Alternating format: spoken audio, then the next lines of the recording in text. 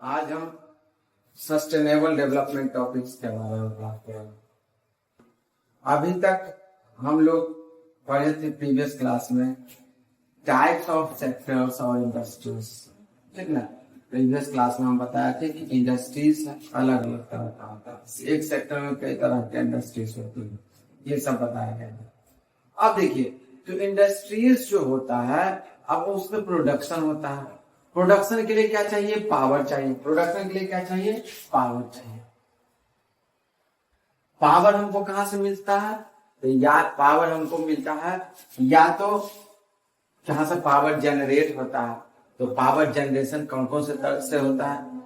एक जो है, ठीक ना, वो कोल से जो पावर जनरेट करते हैं जिसको हम बोलते हैं थर्मल पावर, ठीक।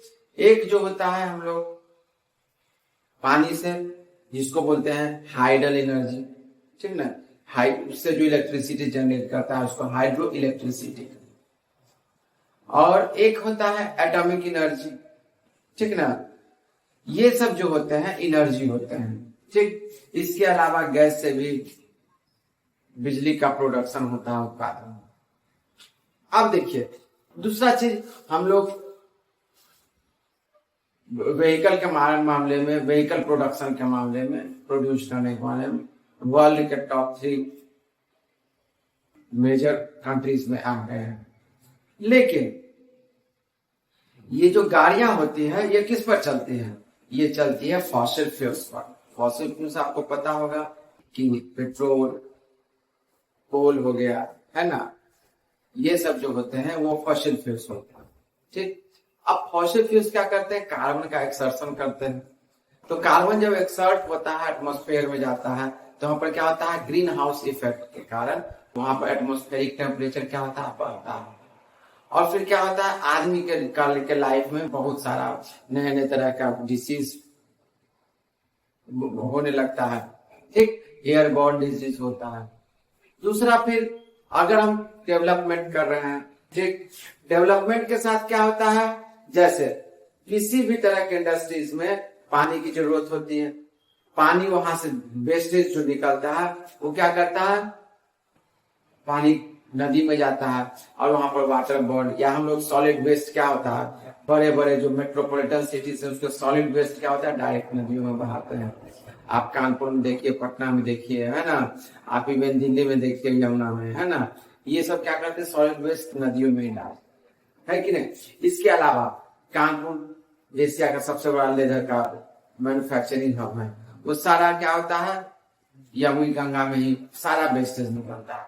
तो इससे क्या होता है? पानी में अलग अलग तरह का वाटर बॉर्न डिसीज होने लगता है इससे, है कि नहीं। देखिए, क्या बोलते हैं, ये टाइफाइड होता है ना, फिर क्या बोलते हैं, कॉलरा होता है, ये सब जो बीमारियां इससे होती हैं। तो देखिए, इसके अलावा अब जो हम लोग देखते हैं कि एयर पोल्यूशन से 100 तरह का बीमारी होती है कि नहीं। हम लोग ज्यादा से ज्यादा क्रॉप प्रोडक्शन के लिए क्या करते हैं? फर्टिलाइजर का एक्स्ट्रा यूज करते हैं, है ना। कीटनाशक जो होता है उसका हम जबरदस्त यूज करते हैं। उससे क्या होता है? धीरे धीरे हमारी मिट्टी का जो फर्टिलिटी चला जाता है, सैलिनिटी की मात्रा बढ़ जाती है कि नहीं। जिससे धीरे धीरे वही चीज जब हम खाते हैं, वही अनाज, तो हमारे शरीर में 100 तरह का बीमारी होती है। आजकल देखिए, बहुत खतरनाक बीमारी कॉमन हो गया है, क्योंकि आपको कैंसर वगैरह है कि हर एक 2-3 घरों, मतलब हर एक 10 घर में से एक जगह आपको ऐसा सिस्टम 10 साल 15 साल के दौरान ऐसा एक, मतलब आपको घटना आपको मिल जाएगा जहाँ इस तरह की बीमारी हो। वाटर बॉर्न डिजीज तो जरूरत से ज्यादा हो। तो ये सब क्या कारण है इसका? इसका सबसे बड़ा कारण है कि हम लोग डेवलपमेंट तो किए हैं। क्या किए हैं? डेवलपमेंट तो किए हैं, लेकिन डेवलपमेंट किस तरह का किए हैं ये जानना जरूरी है। हम डेवलपमेंट किए उस कॉस्ट पर जिसमें हम इन्वायरमेंट को पॉल्यूट किए हैं, ठीक है। हम अपना पूरा इकोलॉजिकल सिस्टम को, पूरे इकोलॉजी को मतलब डिस्टर्ब किए हैं, उसको पॉल्यूट कर दिए हैं। इसका अल्टीमेट प्रभाव किस पर होता है? हम ही लोग पर होगा, ठीक। लेकिन थोड़ा सा अगर ज्यादा गर्मी होने लगती है तो हम लोग क्या होने लगते हैं? परेशान होने लगते हैं। सोच लीजिए, कि इस तरह, लेकिन अब देखो गर्मी का सबसे बड़ा कारण क्या है कि हम लोग फॉसिल फ्यूल्स का जबरदस्त उपयोग कर रहे हैं, है कि नहीं। इससे होता है कि ओजोन लेयर है डिस्टर्ब हो रहा है, और धीरे धीरे अल्ट्रावायलेट रेज आने के कारण और कार्बन का पार्टिकल्स ज्यादा रहने के कारण ये ज्योग्राफी के टॉपिक्स में इसको डिटेल में क्लियर किया जाएगा। चलिए तो देखिए, तो डेवलपमेंट मतलब होता है कोई भी चीज को क्या ग्रोथ करना।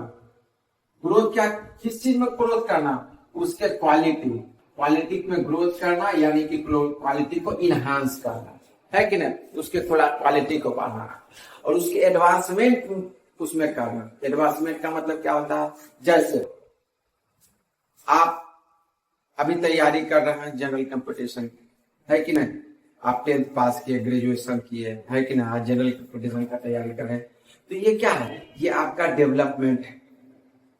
चलिए अब हम बात करते हैं इकोनॉमिकल डेवलपमेंट। ग्रोथ कर रहे हैं, डेवलपमेंट कर रहे हैं, प्राइमरी सेक्टर बहुत तेजी से बूम कर रहा है, सेकेंडरी सेक्टर बूम कर रहा है, टर्शियरी सेक्टर बूम कर रहा है कि नहीं। 19% सुपर जीडीपी में प्राइमरी सेक्टर का, 24% से ज्यादा आप मानकर चलिए किसका, सेकेंडरी सेक्टर का है, और 53% सर्विस इंडस्ट्रीज का, ठीक। लेकिन इसके साथ साथ हम 100 तरह की बीमारी लेते हैं, जीवन भर पैसा आदमी जमा करता है मेहनत से, क्योंकि याद रखिए भारत में मैक्सिमम जो है लोअर मीडियम फैमिली है कि नहीं, तो लोग जमा करते हैं, एक खतरनाक बीमारी हो जाती है, सारे पैसा चला जाता है। हालांकि सरकार जो है अपने स्तर से इस पर प्रयास भी कर रही है, लेकिन फिर भी चूंकि हम लोगों का पूरा इकोलॉजी, पूरा सिस्टम जो है इतना पॉल्यूट हो गया है कि हम लोग किसी न किसी बीमारी से हमेशा ग्रस्त रहते हैं। आजकल देखिए हर एक घर में आपको ब्लड प्रेशर का प्रॉब्लम, डायबिटीज का प्रॉब्लम, थायराइड का प्रॉब्लम आपको आसानी से मिल जाएगा, है कि नहीं, उस तरह के मरीज में। उसका रीजन क्या है कि नहीं। अब चलते हैं, तो ग्रोथ कैसा होना चाहिए, सस्टेनेबल होना चाहिए। क्या होना चाहिए, सस्टेनेबल होना चाहिए। इस तरह का जो ग्रोथ है उसी को कहते हैं सस्टेनेबल डेवलपमेंट। उसी को क्या कहते हैं, सस्टेनेबल डेवलपमेंट। मतलब बिना अपने इन्वायरमेंट को डिस्टर्ब किए हुए, ठीक ना, जो हम लोग डेवलपमेंट करते हैं वही होता है सस्टेनेबल डेवलपमेंट। जैसे हम लोग देखिए आजकल सबमर्सिबल का जब से बना है, देखिए ग्राउंड वाटर का जबरदस्त एक्सर्शन करना है। आपको पता है कि ग्राउंड से तो हम वाटर निकाल रहे हैं, लेकिन क्या ग्राउंड वाटर लेवल उसी लेवल पर मेंटेन हो रहा है, नहीं होगा। क्यों नहीं होगा, कंक्रीट का इतना सिस्टम हम डेवलप कर दिए हैं कि ग्राउंड वाटर मेंटेन कर, पानी कहाँ जाएगा, तो सारा नाली से होते हुए नदियों में चला जाता है, फिर बहकर चला जाता है। तो आपका ग्राउंड वाटर जो है मेंटेन, आप वहां से पानी निकाल रहे हैं, और जो कि सबमर्सिबल है तो बहुत तेजी से पानी भी निकालता है, लेकिन आप उसको मेंटेन नहीं कर रहे हैं, ठीक ना। ये अब इससे क्या हो जाता है कि ग्राउंड वाटर बहुत तेजी से भाग रहे हैं। अब जब आप इन्वायरमेंटल ज्योग्राफी पढ़िएगा तो उसमें कुछ ऐसा 1-2 जगह मॉन्ट्रियल वगैरह जहां पर कि आज से लगभग 100 वर्ष पहले ऐसा वो पूरा का पूरा शहर धंस गया था। क्यों, क्योंकि ग्राउंड वाटर में इतना ज्यादा उसे निकाला गया कि नीचे क्रेटर बन गया और पूरा का पूरा शहर बैठ जाता है। ये किसके कारण। उसके बाद डेवलपमेंट के नाम पर हम लोग क्या किए, पेड़ मतलब पूरा जितना फॉरेस्ट है, फॉरेस्ट को कितना काट दे क्या, मतलब समझ लीजिए कि अगर गवर्नमेंटल डेटा के हिसाब से 70 to 90% फॉरेस्ट एरिया है, सोच लीजिए कम से कम 33% रहना चाहिए। तो देखिए अल्टीमेट ये इस तरह का डेवलपमेंट हमारे ही विनाश का कारण। उसके बाद है नॉन रिन्यूएबल रिसोर्सेज का यूज करना, ठीक ना, ये भी हमारे क्या है डिस्ट्रक्शन का ही एक फाउंडेशन बनेगा, एक कानून बनेगा, ठीक। अब देखिए तो डेवलपमेंट के लिए सबसे पहले क्या आना चाहिए, सस्टेनेबल डेवलपमेंट। सस्टेनेबल डेवलपमेंट में क्या आना चाहिए, अल्टरनेट सोर्सेज यूज करना चाहिए। अल्टरनेट सोर्सेज का मतलब क्या होता है, अब देखिए जैसे फ्यूल के बारे में हम लोग बात, ठीक। फ्यूल क्या होता है, हम लोग फॉसिल फ्यूल यूज करते हैं, ठीक। आजकल सरकार जो है बहुत तेजी से काम कर रही है जीरो इमिशन, कार्बन का जीरो इमिशन, है ना, जीरो एमिशन पर कर रही है, यानी कार्बन का एक्सर्शन जीरो लेवल पर कहा जाता है। मतलब मोदी सरकार का ये मतलब ये है कि 2070 तक हमको नेट जीरो जो है लक्ष्य का हासिल करने हैं। और रेलवे तो 2030 रखी है जो नेट जीरो का टारगेट, इसको पूरा करना है कि नहीं।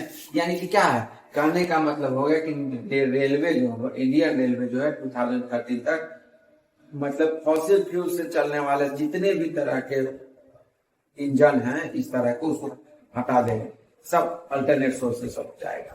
तो देखिए, तो ये फ्यूल यूज करते हैं, इसके जगह पर हम कौन सा फ्यूल यूज करने लगे, बायोफ्यूल, फिर हाइड्रोजन फ्यूल, उसके बाद इलेक्ट्रिक व्हीकल, ठीक ना। अगर इसको हम यूज करने लगते हैं तो धीरे धीरे क्या हो जाएगा, ये जो है इससे होता है कि हम अपना लक्ष्य जो है 2070 का लक्ष्य को आसानी से प्राप्त कर सकते हैं। इससे क्या होगा कि हमारा एयर पोल्यूशन बहुत कम हो जाएगा और होने वाली बीमारियों बहुत कम हो जाएगी, और अपने अगले जनरेशन को भी उसी तरह का स्वच्छ वातावरण हम दे सकते हैं। ये आपका हो गया सस्टेनेबल डेवलपमेंट का एक सिस्टम। आप जो है फॉसिल फ्यूल से आप अल्टरनेट सोर्सेस ऑफ एनर्जी। उसके बाद अब देखिए, इसमें हाइड्रोजन फ्यूल बनाने के मामले में या इलेक्ट्रिक व्हीकल में सरकार बहुत सारा सब्सिडी दे रही है कि नहीं। क्योंकि इसको क्या है, अपना जो टारगेट उस टारगेट को भी क्या करना है, पूरा करना। इसके अलावा जब भी हम यूज करते हैं, जैसे ग्राउंड वाटर को जो यूज करते हैं, वो क्या करना है, मिनिमाइज कर देना। तो आप क्या करना है, उसके लिए क्या करना है, रेन वाटर हार्वेस्टिंग करना है। क्या करना है, रेन वाटर हार्वेस्टिंग। ठीक, इसके अलावा हम लोगों को जो एग्रीकल्चर करते हैं, एग्रीकल्चर में हम लोगों को क्या है, केमिकल फर्टिलाइजर का यूज कम से कम करना चाहिए। हम लोग को ऑर्गेनिक एग्रीकल्चर को बढ़ावा देना चाहिए। याद रखिए, सिक्किम जो है आपका भारत का ये राज्य है सिक्किम, ये 100% ऑर्गेनिक फार्मिंग यहाँ होने लगा। यहाँ 100% क्या होने लगा है, सिक्किम में ऑर्गेनिक फार्मिंग हुआ। विश्व का पहला ऐसा स्टेट है जहां पर कि 100% ऑर्गेनिक फार्मिंग। यानी ये जो हम लोग बहुत तेजी से सस्टेनेबल डेवलपमेंट की ओर बढ़ रहे हैं। ठीक, ये तो हो गया इन्वायरमेंट और उसका डेवलपमेंट से संबंधित सस्टेनेबल डेवलपमेंट। अब देखिए, अब हम लोग इकोनॉमिक डेवलपमेंट की बात करें तो इकोनॉमिक डेवलपमेंट में, इकोनॉमी में सबसे बड़ा कंट्रीब्यूशन किसका होता है, ह्यूमन रिसोर्स का। किसका यूज होता है, ह्यूमन रिसोर्स का। ह्यूमन रिसोर्स क्या है, हम आपको पढ़ा रहे हैं, हम भी ह्यूमन रिसोर्स है, ठीक ना।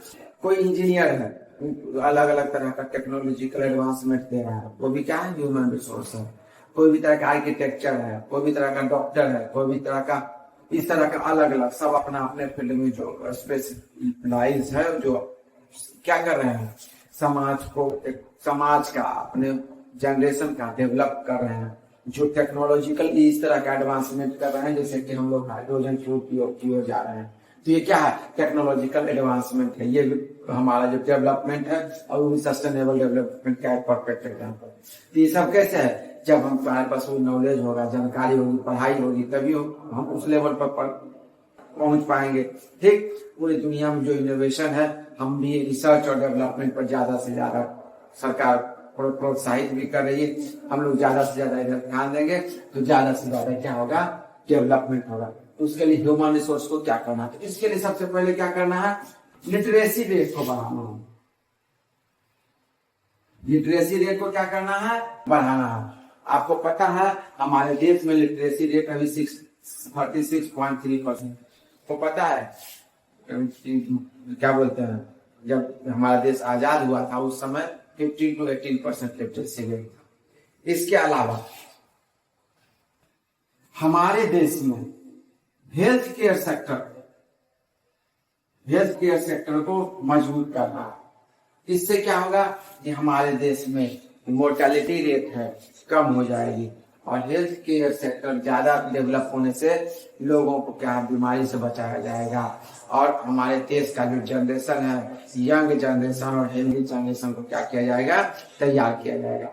अब देखिए, अगर हेल्थ केयर सिस्टम मेरा बेहतर रहेगा तो लाइफ एक्सपेक्टेंसी, सबका नाम सब सुनते जाना है, एग्जाम में यही सब ज्यादातर पूछा जाता है। लाइफ एक्सपेक्टेंसी मतलब किसी भी आदमी को ठीक है जीने का मैक्सिमम कितना ये सिस्टम हो सकता है, वो लाइफ एक्सपेक्टेंसी हो। भारत में कितना है, 70 ईयर्स। हालांकि जापान में तो और यूनाइटेड स्टेट्स में तो मेडिकल फैसिलिटीज बहुत ज्यादा है, पॉपुलेशन कम है, इस कारण से वहां पर और अल्टरनेट सोर्सेज भी वहां भी बहुत तेजी से ट्रांसफर हो रहे हैं। तो ये जो लाइफ एक्सपेक्टेंसी का है, अगर हेल्थ केयर आपका बढ़िया रहेगा, आप जो है आपके जो ह्यूमन है ठीक ना, आपके जो बच्चे हैं, आप देखिए उसके लिए एमडीएम मिड डे मील सरकार स्कीम चला रही है। मिड डे मील स्कीम क्या है कि जो भी बच्चा सरकारी स्कूल में जाता है उसको न्यूट्रिशनल फूड जो है सरकार प्रोवाइड करती है, ठीक ना, न्यूट्रिशनल प्रोवाइड करती है। क्यों?